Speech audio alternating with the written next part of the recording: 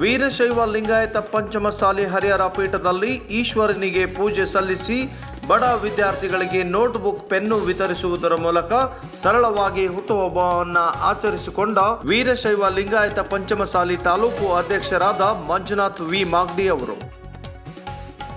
ಈ ಸಂದರ್ಭದಲ್ಲಿ ಹರಿಹರ ಪಂಚಮಸಾಲಿ ಜಗದ್ಗುರು ಪೀಠದ ಪ್ರಧಾನ ಧರ್ಮದರ್ಶಿಗಳು ಹಾಗೂ ಕರ್ನಾಟಕದ ಪ್ರಸಿದ್ಧ ಜವಳಿ ಅಂಗಡಿಯ BS ಚನ್ನಬಸಪ್ಪ ಆ್ಯಂಡ್ ಸನ್ಸ್ ಮಾಲಕರಾದ ಸನ್ಮಾನ್ಯ ಶ್ರೀ BC ಉಮಾಪತಿಯವರು ಮಂಜುನಾಥ್ ಮಾಗಡಿ ಅವರಿಗೆ ಹುಟ್ಟುಹಬ್ಬದ ಶುಭ ಕೋರಿ ಆಶೀರ್ವದಿಸಿದರು.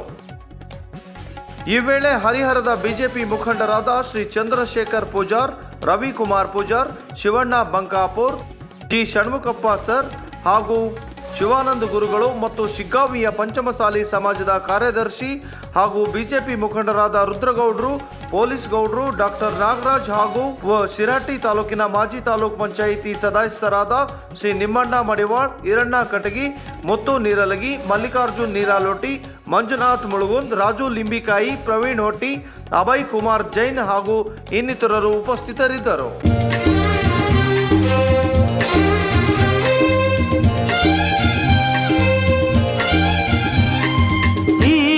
ದಿನ ನಿನ್ನ ಜನ್ಮದಿನ, ಸಂತೋಷದ ಶುಭ ಸುದಿನ. ಈ ಸುದಿನ ನಿನ್ನ ಜನ್ಮದಿನ, ಹಳೆಯದು ಮರೆಯಲಿ ಹೊಸತಿನಲ್ಲಿ, ಈ ಜೀವನ ನಲಿಯಲಿ ಹರುಷದಲ್ಲಿ.